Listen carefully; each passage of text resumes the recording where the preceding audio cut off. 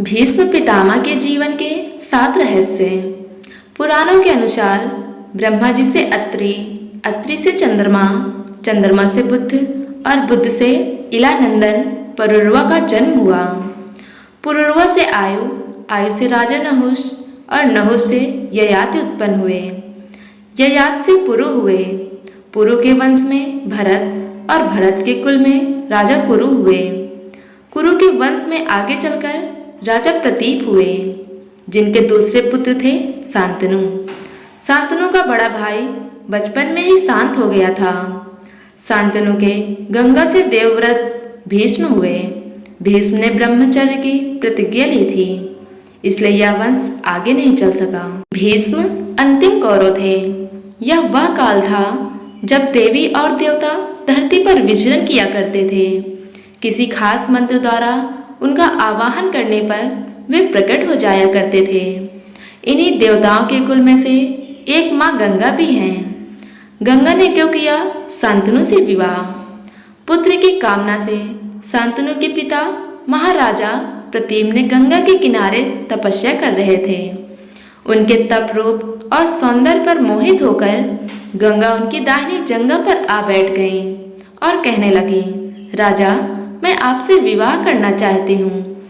मैं जुन ऋषि की पुत्री हूँ। इस पर राजा प्रतीप ने कहा, गंगे, तुम मेरी दाहिनी जंघा पर बैठी हो, जबकि पत्नी को तो वामांगी होना चाहिए। दाहिनी जंघा तो पुत्र का प्रतीक है, अतः मैं तुम्हें अपने पुत्र वधू के रूप में स्वीकार कर सकता हूँ। यह सुनकर गंगा वहां से चली गई। जब महाराज प्रतीप को पुत्र की प्राप्ति हुई तो उन्होंने उसका नाम शांतनु रखा और इसी शांतनु से गंगा का विवाह हुआ। गंगा से उन्हें 8 पुत्र मिले, जिसमें से 7 को गंगा नदी में बहा दिया गया। 8वें पुत्र को पाला पोसा। उनके 8वें पुत्र का नाम देवव्रत था। यह देवव्रत ही आगे चलकर भीष्म कहलाया। नंबर 2, शांतनु ने अपने पिता प्रतीप की आज्ञा से गंगा के पास जाकर उनसे विवाह करने के लिए निवेदन किया था। गंगा तो शांतनु के पिता पर आसक्त हुई थी। तब गंगा ने कहा, राजन, मैं आपके साथ विवाह करने के लिए तैयार हूँ, लेकिन आपको वचन देना होगा कि आप मेरे किसी भी कार्य में हस्तक्षेप नहीं करेंगे। शांतनु ने गंगा को वचन देकर विवाह कर लिया। गंगा के गर्भ में महाराजा शांतनु को 8 पुत्र हुए, जिनमें से 7 को गंगा ने गंगा नदी में ले जाकर बहा दिया। वचन के बंधे होने के कारण शांतनु कुछ नहीं बोल पाए। जब गंगा का 8वां पुत्र हुआ और वह भी उसे नदी में बहाने के लिए ले जाने लगी तो राजा शांतनु से रहा नहीं गया और उन्होंने इस कार्य को करने से गंगा को रोक दिया। गंगा ने कहा, राजन, आपने अपनी प्रतिज्ञा भंग कर दी, इसलिए मैं आपके पास नहीं रह सकती।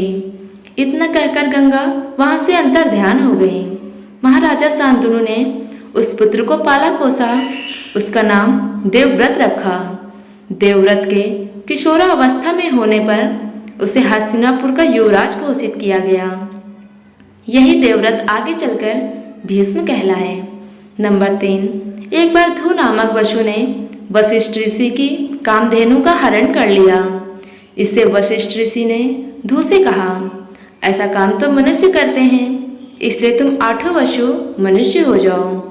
यह सुनकर वसु ने घबराकर वशिष्ठ जी की प्रार्थना की तो उन्होंने कहा, अन्य वसु तो वर्ष का अंत होने पर मेरे श्राप से छुटकारा पा जाएंगे, लेकिन इस धू को अपनी करनी का फल भोगने के लिए एक जन्म तक मनुष्य बनकर पीड़ा भोगनी पड़ेगी। यह सुनकर वसुओं ने गंगा जी के पास आकर उन्हें वशिष्ठ के श्राप को विस्तार से बताया। यह प्रार्थना की, आप मृत्युलोक में अवतार लेकर हमें गर्भ में धारण करें और जेहू हम जन्म लें हमें पानी में डुबो दें। इस तरह हम जल्दी से सभी मुक्त हो जाएंगे। गंगा माता ने स्वीकार कर लिया। वे युक्ति पूर्वक शांतनु राजा की पत्नी बन गई और शांतनु से वचन भी ले लिया। शांतनु से गंगा के गर्भ में पहले जो 7 पुत्र पैदा हुए थे, उन्हें उत्पन्न होते ही गंगा ने पानी में डुबो दिया, जिससे 7 वसु तो मुक्त हो गए, लेकिन 8वें में शांतनु ने गंगा को रोककर इसका कारण जानना चाहा। गंगा ने राजा की बात मानकर वसुओं को वशिष्ठ के श्राप का सब हाल कह सुनाया। राजा ने उस 8वें पुत्र को डुबोने नहीं दिया। इस वचन भंगता के कारण गंगा 8वें पुत्र को सौंपकर अंतर ध्यान हो गई। यही बालक ध्रुव नामक वसु था। नंबर 4, एक दिन देवव्रत के पिता शांतनु यमुना तट पर घूम रहे थे कि उन्हें नदी में नाव चलाते हुए एक सुंदर कन्या नजर आई। शांतनु उस कन्या पर मुग्ध हो गए। महाराजा ने उसके पास जाकर उससे पूछा, देवी तुम कौन हो? उसने कहा, महाराजा मेरा नाम सत्यवती है और मैं निषाद कन्या हूँ। उस काल में निषाद नाम की एक जाति होती थी। महाराज उसके रूप यौवन पर रिझकर उसके पिता के पास पहुँचे और सत्यवती के साथ अपने विवाह का प्रस्ताव किया। इस पर धीवर ने कहा, राजन मुझे अपनी कन्या का विवाह आपके साथ करने में कोई आपत्ति नहीं है, किंतु मैं चाहता हूँ मेरी कन्या के गर्भ से उत्पन्न पुत्र को ही आप अपने राज्य का उत्तराधिकारी बनाएं, तो ही यह विवाह संभव हो पाएगा। निषाद के इन वचनों को सुनकर महाराज शांतनु चुपचाप हस्तिनापुर लौट आए और मन ही मन इस दुख से घुटने लगे। सत्यवती के वियोग में महाराजा व्याकुल रहने लगे और उनका शरीर भी दुर्बल होने लगा। महाराज की इस दशा को देखकर देवव्रत को चिंता हुई। जब उन्हें मंत्रियों द्वारा पिता की इस प्रकार की दशा होने का कारण पता चला तो वे निषाद के घर जा पहुंचे और उन्होंने निषाद से कहा, हे निषाद, आप सहर्ष अपनी पुत्री सत्यवती का विवाह मेरे पिता शांतनु के साथ कर दें। मैं आपको वचन देता हूँ कि आपकी पुत्री के गर्भ में जो बालक जन्म लेगा वही राज्य का उत्तराधिकारी होगा। कालांतर में मेरी कोई संतान आपकी पुत्री के संतान का अधिकार छीन न पाए।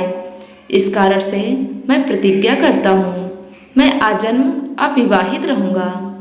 उनकी इस प्रतिज्ञा को सुनकर निषाद ने हाथ जोड़कर कहा, हे देवव्रत, आपकी यह प्रतिज्ञा अभूतपूर्व है। इतना कहकर निषाद ने तत्काल अपनी पुत्री सत्यवती को देवव्रत तथा उनके मंत्रियों के साथ हस्तिनापुर भेज दिया। देवव्रत जब निषाद कन्या सत्यवती को लाकर अपने पिता शांतनु को सौंपते हैं तो शांतनु की खुशी का ठिकाना नहीं रहता। शांतनु प्रसन्न होकर देवव्रत से कहते हैं, हे पुत्र, तूने पितृभक्ति के वशीभूत होकर ऐसी कठिन प्रतिज्ञा की जो न आज तक किसी ने की है और न भविष्य में कोई करेगा।